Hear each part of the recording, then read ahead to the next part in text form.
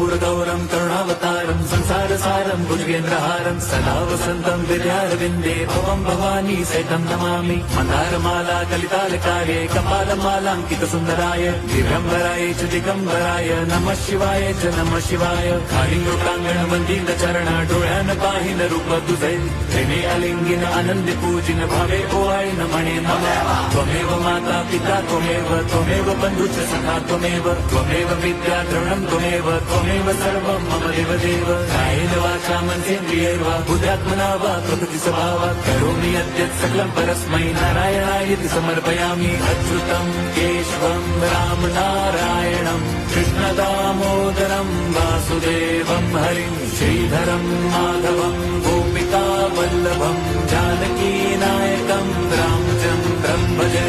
Hare Ram